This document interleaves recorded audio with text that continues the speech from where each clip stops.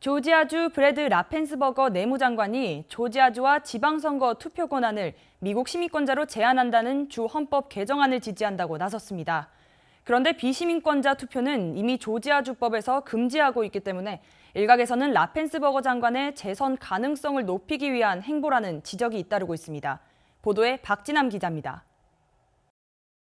조지아주 브래드 라펜스버거 내무장관이 목요일 주 및 지방 선거 투표권을 미국 시민권자에게만 제한한다는 조지아주 헌법 수정안을 지지하는 청원에 서명했습니다. 라펜스버거 장관은 기자회견에서 투표는 미국 시민의 신성한 의무이며 미국 시민만이 투표해야 한다는 것에 모두가 동의해야 한다고 말했습니다. 라펜스버거는 비당파적 비영리 단체인 ACU가 주최한 주 의사당 기자회견 중에 이같이 말하며 청원에 서명했습니다. 또 이 단체의 대표인 크리스토퍼 아프스는 메인주부터 캘리포니아주에 이르기까지 전국적으로 그린카드를 소지한 비시민권자에게도 법적 선거권을 부여하려는 움직임이 커지고 있으나 투표는 시민권자만의 신성한 권리이며 시민권자에게만 인정돼야 한다고 말했습니다. 미국 시민자유연합 조지아 지부 크리스토퍼 브루스 정책이사 역시 조지아에서는 미국 시민권자만이 투표할 수 있다고 이미 법에 명시돼 있으며 선거의 무결성에 대해 의심하고 민주주의의 신뢰를 훼손하는 것은 무책임한 일이라며 지난해 라펜스버거 장관에 전화해 조지아주에서의 대통령 선거 결과를 뒤집으려 했던 트럼프 전 대통령을 에둘러 비판했습니다. KTN 뉴스 박진남입니다. 애틀랜타 조지아 한인상공회의소 제26대 회장에 썬박 후보가 무투표 당선됐습니다. 이경철 선관위원장은 회장 입후보 등록 마감까지 썬박 후보가 단독 출마했다며 제출 서류에 이상이 없어 무투표 당선에 확정지었다고 밝혔습니다. 보도에 스티브 홍 기자입니다. 애틀랜타 조지아 한인상공회의소 제26대 선거관리위원회는 16일 한상희 사무실에서 썬박 후보에게 당선증을 전달했습니다. 이홍기 현 한상희 회장은 인사말을 통해 차기 회장에게 인수인계를 잘 하겠다고 밝혔습니다. 우리 상공회에서는 처음부터 끝까지 아름답게 인수인계와 새로운 꽃을 피우기 위해서 우리 썬박 당선인을 모시게 됐습니다. 여러분 앞으로 많이 믿어주시고 축하해 주십시오. 감사합니다. 썬박 차기 회장 당선인은 앞으로 애틀랜타 조지아 한상희를 미주 최고의 한상희로 만들도록 노력하겠다고 밝혔습니다. 저는 그동안 도와주신 저희 선배님, 회장님들의 많은 사랑을 받고 앞으로 같이 힘을 합쳐서 열심히 할 겁니다. 이제는 미국 최고의 상공회의소로 만들어 드리겠습니다. 감사합니다. 한편 제26대 회장 임기는 2022년 1월부터 2년간입니다. KTN 뉴스 스티븐입니다. 다가오는 9월 20일부터 코로나19 부스터샷 접종이 시작됩니다. 백신 주무부처인 연방식품의약청 FDA가 오늘 오후 65세 이상 노인과 중증 환자를 대상으로 제약회사 화이자 백신 추가 접종을 긴급 승인 권고했습니다. 연방식품의약청 FDA의 자문기구인 백신생물의약품자문위원회가 오늘 오전 회의를 열고 미국의 화이자와 바이오엔테크가 개발한 코로나19 부스터샷을 권고할지 여부를 논의했습니다. 오후 4시경 자문위원회는 만장일치로 65세 이상 노인과 중증 환자를 대상으로 제약회사 화이자 백신의 추가 접종을 긴급 승인 권고했습니다. 이번 회의는 최근 모든 사람에게 부스터샷이 필요하지 않다는 의견이 FDA 내부에서 확산되면서 백신 부스터샷 권고 여부를 결정하기 위해 진행됐습니다. FDA는 면역 저하가 우려되는 고령층과 중증 환자를 대상으로 부스터샷 권고를 적극 지지했지만 16세 이상 모든 사람이 마지막 백신 접종 후 6개월이 지난 시점에서 추가 백신을 받도록 요구하는 것은 거부했습니다. 화이자와 바이오엔테크는 백신 접종 후 시간이 흐르면 항체가 소멸될 수 있다며 지난 6개월 전부터 백신 추가 접종 승인을 요구하고 있습니다. 화이자는 백신 접종을 완전히 마친 300명을 대상으로 한 임상 실험에서 부스터샷 접종 후 5배 이상 항체가 증가했음을 보여주는 연구 결과를 지난 8월 FDA에 제출했습니다. FDA는 화이자 측이 보내온 자료에 대해서 자체적인 견해를 제시했다고 전했습니다. 이번 자문단의 결정이 FDA의 최종 의사결정의 중요 단계인데다 전 세계의 부스터샷 정책 결정에 영향을 미칠 수 있을 만큼 관심이 집중되고 있습니다. 오는 10월부터 영주권 신청자는 코로나19 백신 접종 기록을 의무적으로 제출해야 합니다. 이번 조치는 연방질병통제예방센터 CDC의 코로나19 백신 접종 규정에 따른 것이라고 연방이민서비스국이 밝혔습니다. 보도에 스티브 홍 기자입니다. 연방질병통제예방센터 CDC에 따르면 영주권 취득 및 이민 비자 관련 신청자는 신청에 앞서 의료 검사를 받아야 합니다. 이번 코로나 백신 접종 규정은 오는 10월 1일부터 적용됩니다. 연방이민서비스국 USCIS는 영주권 신청 시 제출해야 하는 신체 검사 서류에 코로나19 백신 접종을 완료한 뒤 접종 증명서를 의사에게 제출해야 한다고 밝혔습니다.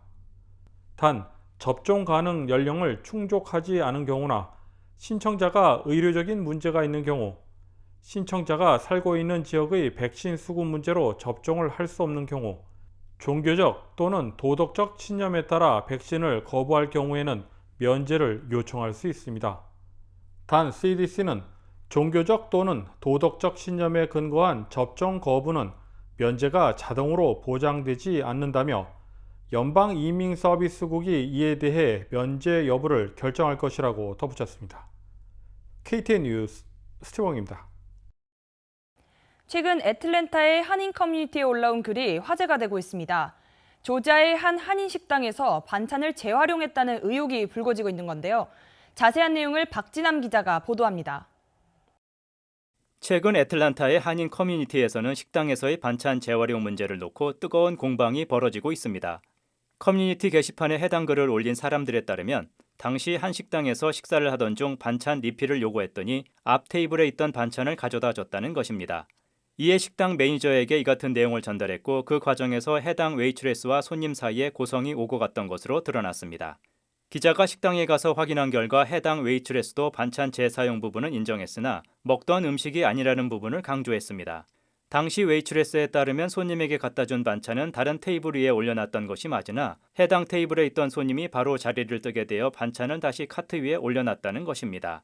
하지만 반찬이 테이블에 올려져만 있고 손님이 먹지 않았다 하더라도 남은 음식을 재사용하는 것은 위생상 엄격히 금지돼야 합니다.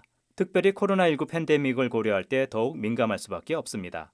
커뮤니티 게시판에 올린 해당 식당 대표라고 밝힌 글에 따르면 반찬은 재사용하지 않았다고 강조하면서 앞으로도 재사용하지 않겠다고 밝혔습니다. 하지만 해당 글이 누리꾼들의 마음을 풀어주기보다는 오히려 이를 더 키웠다는 반응입니다. 또한 당시 식당에서 웨이트레스와 손님 사이에 문제가 발생했을 때 그것을 해결하는 식당 측의 대응을 지적하는 글도 올라오고 있습니다. 한편 일각에서는 결국 업체와 손님 사이에 문제가 발생하면 이를 해결해줄 마땅한 방법이 없다는 지적도 나오고 있습니다. KTN 뉴스 박진남입니다. 이번 달 초부터 진행된 대한민국 전자여행 허가제도 KETA의 공식 홈페이지를 모방한 대행 웹사이트가 속속히 생겨나고 있습니다. 한국 법무부가 제공한 공식 홈페이지와 생김새도 명칭도 비슷해 자칫 잘못 착각해 대행 웹사이트를 이용한다면 고액의 수수료를 내야 하는 피해가 발생할 수 있어 우려가 되고 있습니다. 한국 법무부가 시범 운행해온 무사증 입국 외국인을 대상으로 한 대한민국 전자여행 허가제도 KETA가 지난 9월 1일부터 공식적으로 시행됐습니다. 전자여행 허가제도 KETA란 미국을 포함한 무비자 입국 대상 국민이 대한민국을 입국하고자 할 때 홈페이지에 개인정보와 여행 관련 정보를 사전에 등록해 여행 허가를 받도록 하는 제도입니다. 한편 최근 ETA 신청자 가운데 신청 대행 웹사이트에서 고액의 수수료를 내야 하는 피해를 입은 사례가 나오고 있습니다. 인터넷상에서 KETA 신청을 대행하는 웹사이트가 공식 홈페이지와 유사한 명칭으로 속속히 생겨나면서 신청자들의 착각을 일으키고 있습니다.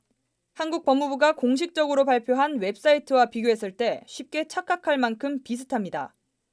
주 애틀랜타 총영사관은 반드시 공식 홈페이지에서 제공하는 KETA 신청 방법을 자세히 읽고 공식 홈페이지를 통해서만 신청 접수할 것을 당부했습니다. KETA 신청은 공식 홈페이지 또는 공식 앱을 통해서 신청 가능합니다. 대상 국가는 미국, 영국, 멕시코 등을 포함한 66개 사증 면제 국가와 그리스, 네덜란드 등 46개의 무사증 허용 국가가 있습니다. 다음은 스포츠 소식입니다. 금주 경기 소식을 배준경 기자가 종합했습니다. 지난주 애틀랜타 팔콘스가 필라델피아 이글스에게 6대32로 대패하면서 불안한 시즌의 시작을 알렸습니다. 이번 주 일요일에는 작년 슈퍼볼 챔피언인 톰 브레이디가 이끄는 템파베이 버캐니어스를 상대로 원정 경기를 치룰 예정입니다. 팔콘스는 내셔널 풋볼 컨퍼런스 남부지구 4개 팀 중 유일하게 1라운드에서 패배하며 지구 꼴찌에 자리하게 되었습니다. 팀의 주축이었던 훌리오 존스를 보내고 전력 누수를 메꾸지 못했다는 평가를 받고 있는 팔콘스는 이번 주말 경기에서 경쟁력을 선보여야 하는 압박을 받고 있습니다. 다음은 같은 홈구장을 사용하는 애틀랜타 유나이티드 소식입니다. 유나이티드는 이번 주 토요일 경기가 예정되어 있습니다. 애틀랜타 유나이티드는 수요일 신시내티를 4대 0으로 잡으며 순위를 한 단계 더 끌어올려 드디어 플레이오프 진출 순위권인 7위에 진입했습니다. 현재 동부 컨퍼런스 4위 뉴욕시티의 승점이 35점, 9위인 필라델피아의 승점은 32점으로 4위부터 9위까지 단 3점의 폭으로 6개 팀이 촘촘하게 플레이오프 자리를 위해 순위 경쟁을 이어나가고 있습니다. 내일 오후 3시 30분에는 리그 5위 DC 유나이티드를 상대로 홈 경기를 치릅니다. 이어서 야구 소식입니다. 애틀랜타 브레이브스는 어제까지 콜로라도 로키스 3연전을 마무리하고 오늘부터 일요일까지 샌프란시스코 자이언츠를 상대합니다. 애틀랜타의 정규 시즌 일정은 오늘 경기를 포함해 이제 단 16경기만이 남아 있습니다. 브레이브스는 현재 내셔널리그 동부지구 1위 자리를 굳건하게 지키고 있습니다. 브레이브스가 지난 시즌 성적을 넘어 월드 시리즈에 진출할 수 있을지 애틀랜타 야구 팬들의 기대가 모아지고 있습니다. KTN 뉴스 배준경입니다. 다음은 코로나19 소식입니다. 오늘의 코로나19 현황을 종합했습니다. 9월 17일 오후 2시 50분 기준 미국 내 코로나19 누적 확진 환자는 4,265만 5,799명, 누적 사망자는 68만 9,047명입니다. 어제 하루 동안 신규 확진 환자는 12만 9,702명 늘었고 신규 사망자는 3,311명 증가했습니다. 주별 누적 확진 환자는 캘리포니아, 텍사스, 플로리다, 뉴욕, 일리노이 순으로 많습니다. 주별 누적 사망자는 캘리포니아, 텍사스, 뉴욕, 플로리다, 펜실베니아 순으로 많습니다. 다음은 조지아주 코로나19 현황입니다. 오후 2시 50분 집계에 따르면 조지아주의 누적 확진 환자는 118만 1,648명, 누적 사망자는 2만 1,235명으로 집계됐습니다. 신규 확진 환자는 3,993명 증가했고 신규 사망자는 92명 늘었습니다. 다음은 카운티별 집계입니다. 풀턴 카운티 누적 확진 환자 10만 4,544명, 누적 사망자는 1,468명입니다. 목요일 대비 신규 확진 환자는 253명 늘었고 신규 사망자는 4명 늘었습니다. 풀턴 카운티 누적 확진 환자 10만 2,688명, 누적 사망자는 1,219명입니다. 신규 확진 환자는 203명 늘었고 신규 사망자는 5명 늘었습니다. 이상 오늘의 코로나19 현황이었습니다.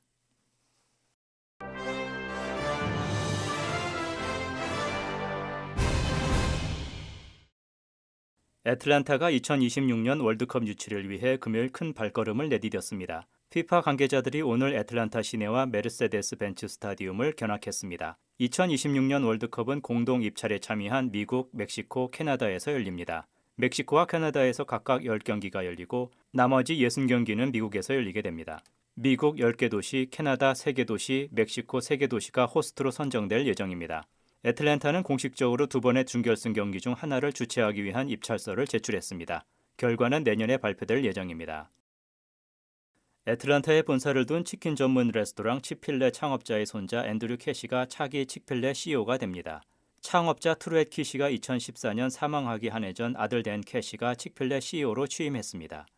캐시가는 수년 동안 기업의 전반적인 경영에 참여해왔습니다. 새로 취임할 앤드류 캐시 차기 회장은 발표에서 치필레가 목표 지향적이고 미국에서 가장 신뢰받는 브랜드 중 하나로 성장하기 바란다며 지역사회에 봉사하며 긍정적인 영향을 계속 미치려면 훌륭한 경영진과 직원이 계속 긴밀하게 협력할 필요가 있다고 강조했습니다. 앤드류 캐시 차기 회장은 오는 11월 1일 정식 취임할 예정입니다. 워싱턴 DC 소재 프랑스 대사관에서는 오는 17일 실시하려던 체사 피크만 전투 240주년 기념 행사를 취소했습니다. 체사 피크만 전투는 1781년 미국 독립전쟁 당시 프랑스와 동맹 관계를 통해 영국 해군을 물리친 전투로 미국과 프랑스의 동맹을 강조한 전투로 기념해 왔습니다.